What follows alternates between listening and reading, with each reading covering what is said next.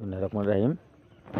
আমরা এখন আছি বরিশাল হিজলা উপজেলা গ্রাম হরিনাথপুর কুটুমপাড়া।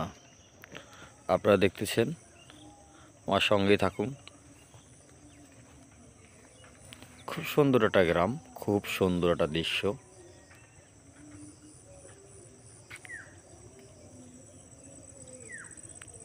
চোখ ধাঁধানোর মতন একটা গ্রাম।